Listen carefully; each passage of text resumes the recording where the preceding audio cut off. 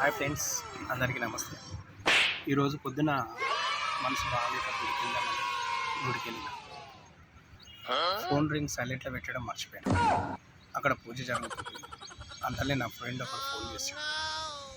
Phone రింగ్లో ఒక cinema పాట వచ్చింది. ఆకలిస్తే అన్నం పెడతా, కలిసి వస్తే ఆయులు పెడతా, మూడొస్తే ముద్దులు పెడతా చిన్నోడా అనే సాంగ్ రాగానే అక్కడ పూజ అంతా ఇష్టమైంది.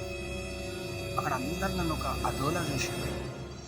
కొందరు నోట్ల ఏదేదో వీటుకుంటూ అక్కడ ఉన్న ఒక పెద్ద మనిషి తెలివి లేదా, ఫోన్ సైలెంట్లో పెట్టడం తెలియదా అని బాగా చెడమని విషయం చాలా బాధ అనిపించింది.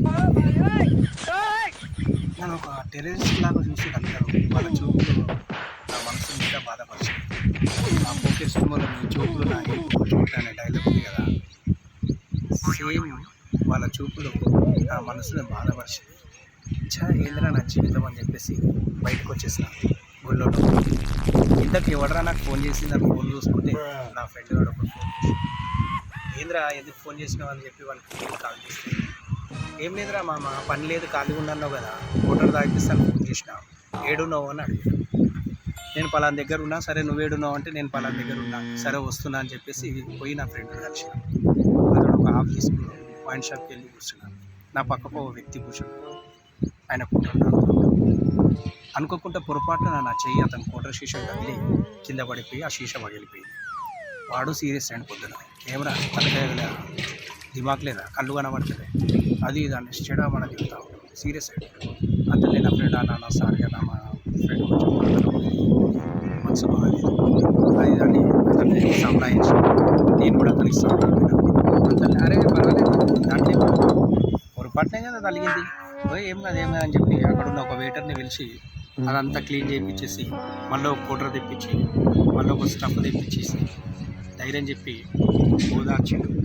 బాధపడదు, పొరపాటునే కదా కలిగింది, ఏం బాధపడకని చెప్పేసి చాలా ఉత్సాహపరిచాడు ఆయన. అతని మాటలు విన్నాక కొంచెం ధైర్యం కలిగింది, నా బాధ ఇది అనిపించింది. సో ఫ్రెండ్స్, మీరు కూడా అర్జెంటుగా గుడికి వెళ్ళినా, టెంపుల్స్కి వెళ్ళినా, ఫోన్ సైలెంట్లో పెట్టకపోయినా, కంగారులో ఫోన్ సైలెంట్ పెట్టడం మర్చిపోయినా, లేదా ఎవరికైనా ఫోన్లో సైలెంట్లో పెట్టకుండా మోగితే అటువంటి చూపులు చూడకండి, ఎవరిని బాధపరచకండి. అలా అని ఎవరి నమ్మకాలను నేను అబ్బుపరుస్తలేను. ఎవరి నమ్మకం వాళ్ళది. దైవత్వం దగ్గరికి వెళ్ళినప్పుడు, గుడికి వెళ్ళినప్పుడు మనందరికంటే పెద్ద దేవుడు కాబట్టి మనం ఆయన దగ్గరికి వెళ్ళినప్పుడు కొంచెం రెస్పెక్ట్ మర్యాద ఉండాలి మన దగ్గర. సో ఫ్రెండ్స్, ఇది నేను మీకు చెప్పాలనుకుంటున్నాను. Thank you. నమస్తే.